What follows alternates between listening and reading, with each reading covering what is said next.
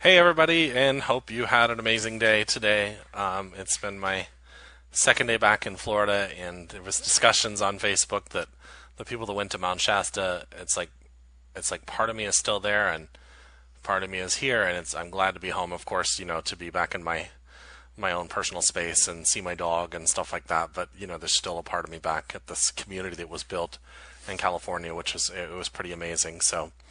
But what I wanted to talk about, it's a study I've been doing for a long time, and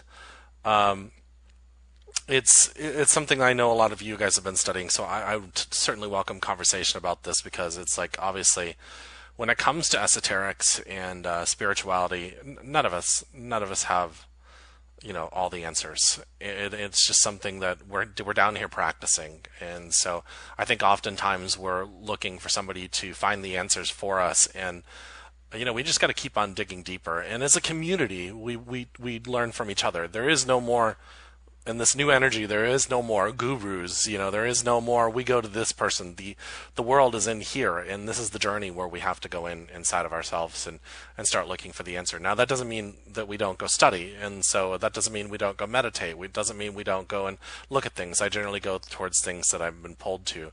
Well, one of those studies for me for a while has been the pineal gland, and it's been something that I've just been completely fascinated with. And my general understanding, and I've actually felt this, is that I actually take in my meditation and I breathe. Actually, breathing is very necessary, and you imagine that energy being pushed up from the root chakra all the way up, and you feel it going up and opening up these energy centers. And I did a video on chakras a couple weeks ago, and then as that comes up, it reaches up to the pineal gland.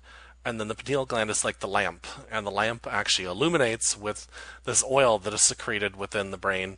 And then once that happens, you have an awakening experience. Now, we've all had different types of awakening experiences, and some of them large, and some of them, we have several of them throughout our journey, so to speak. And so it's something that we get illuminated, and then it's like then the darkness starts to go away, so to speak. So but we're just going to talk more about it, and I'm just going to go into, I use this wonderful book that I absolutely love. It is called God Mad, the Word Made Flesh, and it's by Dr. George Carey. And he was a doctor back in this book was written in like 1900, and so he was around a long time ago. He wrote about 5 books, and they were all around this, and he was a medical doctor, so he knew a lot about the anatomy of the body and the brain, at least for the understanding at that time. So let's just jump into some of the things that he says in here. He says, the wonderful Pia Mater, or tender mother, is the mother substance, the pure water, the Virgin Mary, the immaculate mother of all things. Most truly was Mary the mother of God, a spiritual as well as psychological and chemical truth. So I jumped in here because I had to figure out what the Pia Mater was. And the Pia Mater is the delicate innermost membrane enveloping the brain and spinal cord. And then I was kind of showing if you show here, there's that, it kind of gives you a graph of where the Pia Mater is, and you can kind of see where that membrane is, and it's kind of protecting that region or part of the brain. Also, if you kind of go in this image, it shows the Pia Mater and how it's got this protective layer covering the brain. And if you go back, the delicate innermost membrane enveloping the brain and the spinal cord. But let's look at this again. The wonderful Pia Mater, or tender mother, is the mother substance, the pure water, the Virgin Mary, the immaculate mother of all things. Most truly was Mary the mother of God, a spiritual as well as psychological and chemical truth. If you kind of look at this area where the Pia Mater is at, it's this energy or protective layer around the brain, and it's protecting. So when you really think about that, what does a mother do? A mother protects her child. A mother kind of nurtures and is that feminine side of things with that nurturing, caring energy that will nurture that side within us. And so it is really interesting that it's listed as that. And then when you go in here and it says the pineal gland is the male spiritual organ, the electric body, otherwise called Joseph in the Bible, or in Bible terminology, the father of Jesus. The male element in the seed, the source of the seed.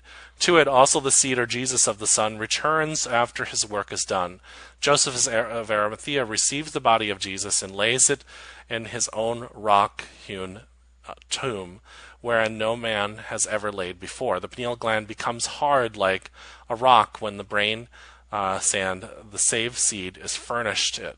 When no material is being returned in ties to the brain, the pineal body is flabby and pasty. So there is, and I don't have this on here as an image, but there is 12 inorganic salts are formed within your body. And then as we release stress, as we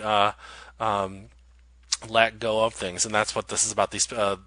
These inorganic salts don't form correctly within the body, and when we release this energy, which is Jesus, and it actually talks about in the Bible, there's a Bible verse, it's John 16:28 says, "I came from the Father and entered the world.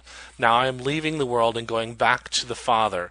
So basically what happens is Jesus comes in from this area in the pineal gland, or this energy, this seed goes down, and it goes down into the body, and then it comes back up the Kundalini, or up the energy body, as the energy body awakens and opens, and then comes back up and hits up into the pineal gland, and this pineal gland then secretes this oil that illuminates the body. So let's go back and look at this, and it says, the father of Jesus, the male element in the seed, the source of the seed. To it also the seed, or Jesus the Son, returns after his work is done. Joseph of Arimathea receives the body of Jesus and lays it in his own rock-hewn tomb, wherein no man has ever laid before. The pineal gland becomes hard like a rock when the brain sand, the saved seed, is furnished it. When no material is being returned in ties to the brain, the pineal body is flabby and pasty. So, it's interesting. All these churches give tithes, and I'm not against that. But what I'm saying is they give 10% of our income to tithes to support all of these outer lying projects.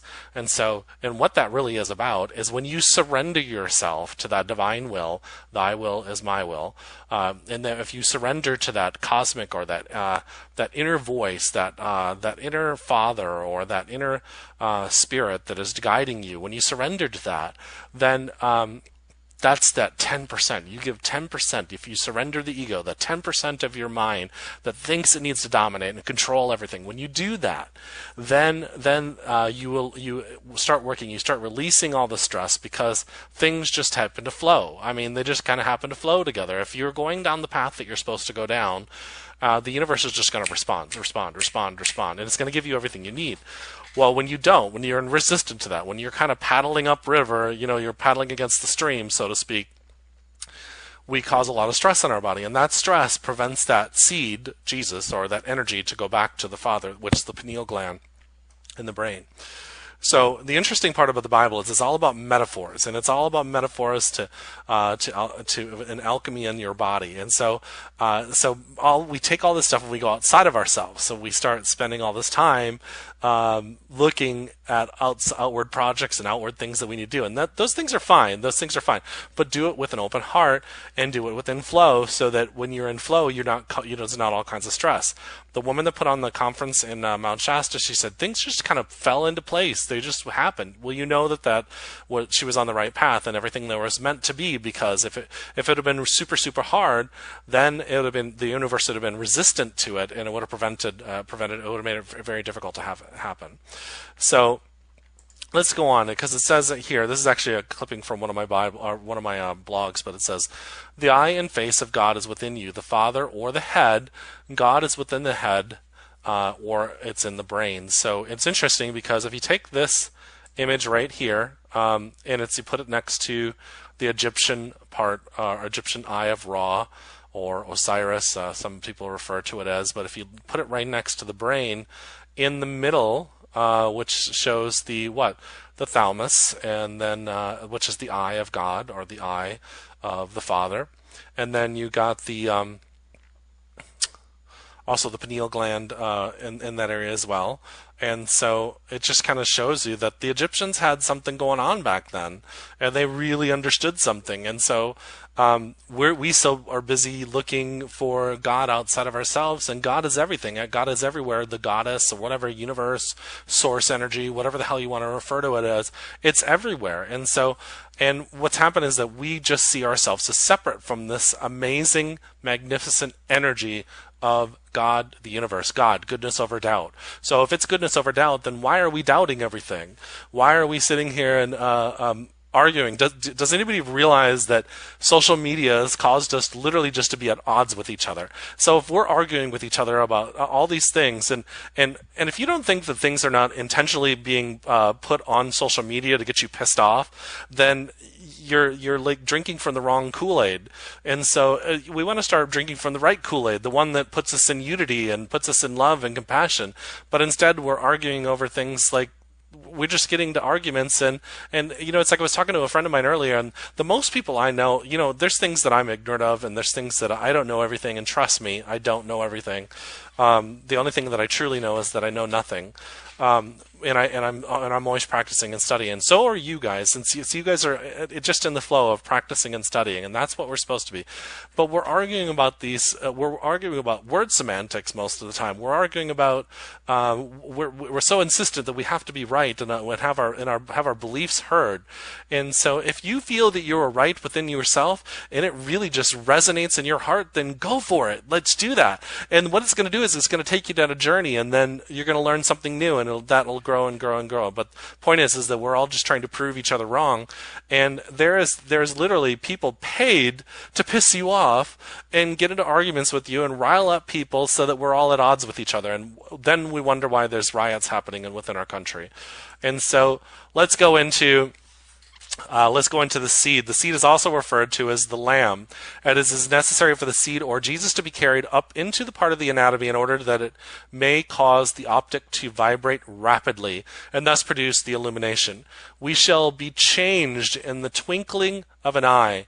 And this is Exodus 15, chapter 15, verse 26. It says, "If thou wilt diligently hearken to the voice of the Lord thy God, and wilt do that which is right in his sight, and wilt give ear to his commandments, and keep all his statutes, I will put none of these diseases upon thee, which I have brought upon the Egyptians, for I am the Lord that healeth thee."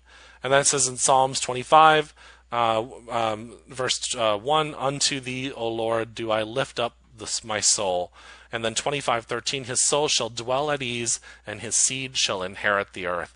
So it's really saying here, right there, there's some wisdom in here. It's saying here that if you are of right mind, meaning that you're not constantly worried, you're not constantly in stress, and people will say, "Well, Jeremy, that's super easy for you to do."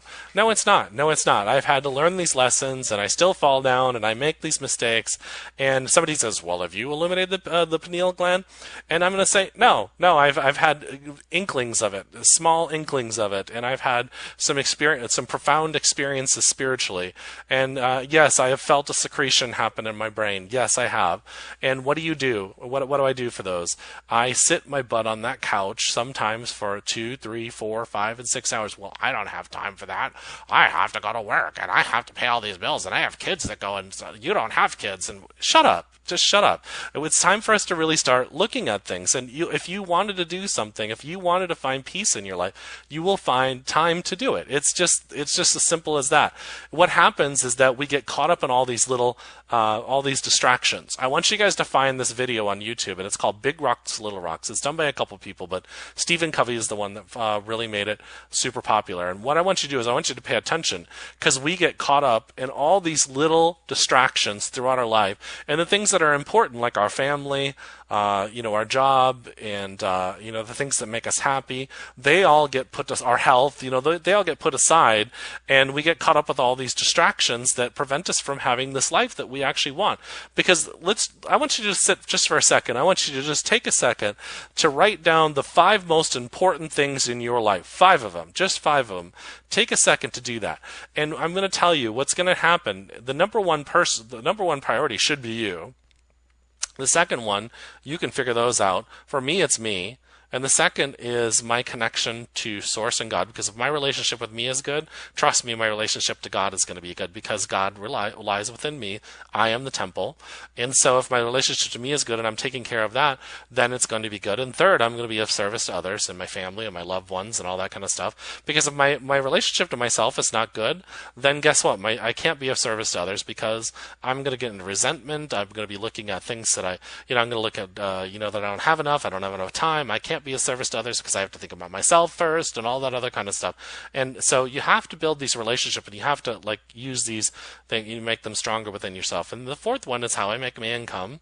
And the fifth one is, building new relationships and learning. Those are my things. And so find something. And so the reason why I'm saying this is because it's a little bit off topic, but I just think it's important for you to understand that we are not prioritizing our lives correctly. And so when it comes to things like these subjects, like the pineal gland, or meditating, or spending some time for yourself and to get into yourself and to be more spiritual, for you, not more spiritual, that's a bad word, if just to have time for you to work on your inner world, then it's no wonder why we have trouble quieting our mind, because we're so stressed out about these other things. And that stress is what keeps that seed from coming back up to the Father.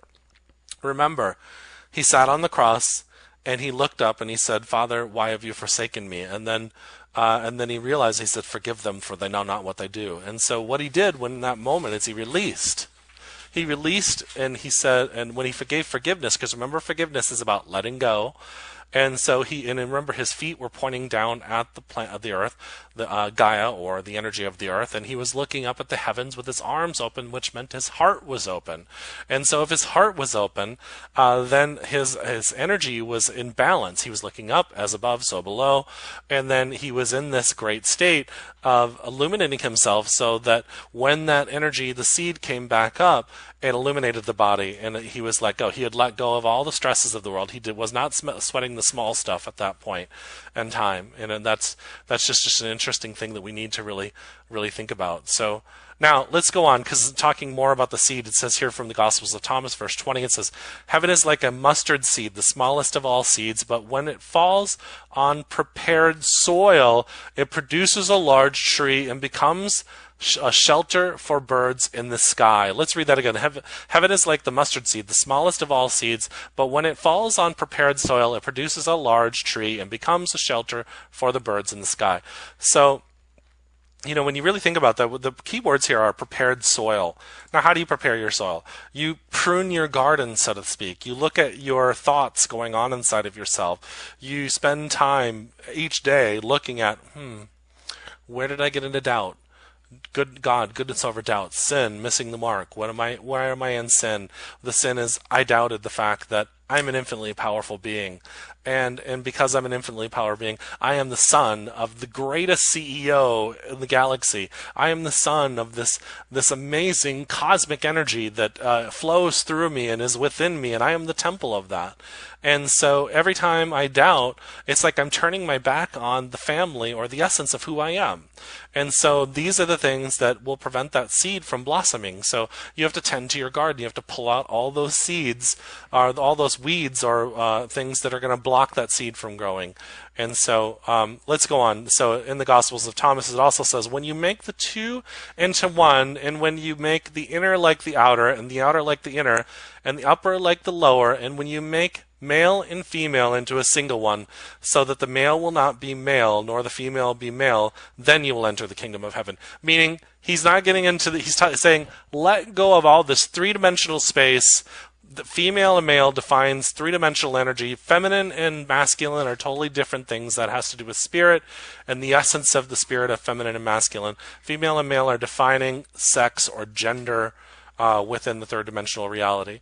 And so it's something that what he's saying is that once you have done that, when you have literally limited and brought all the dualities into one, then you can see through the single eye, which is the eye of God, and the eye of God, the all-seeing eye that sees everything, and that is the pineal gland within your brain, and then that illuminates. And that's why if you've had small versions of opening that energy up, then that's great. So that's why some of you have become more intuitive and more in tune. You see more of the synchronicities, all that kind of stuff. And because you have seen all those things, that's why I say practicing self-awareness and paying attention to your day, meditating on it, breathing, and getting in there and moving yourself around, popping through all of the blocks in your body. If you're breathing and you feel tension in your body, guess what? That's a block. And that's a stagnant chi within your body that you're not able to, that it's not moving correctly. And if it's not moving correctly, then that's an area that you need to take a look at.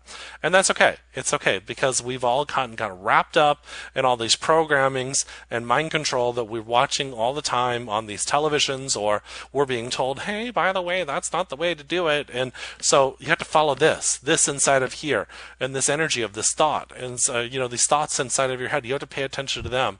And so the quieter you get, the more you'll be able to pay attention. So, I think I'm going to end it up. It's 10:40 here, and I've just been working on this for a while. So everybody, much love to you. You guys are amazing. Peace, and have a great day. Bye-bye. Love you.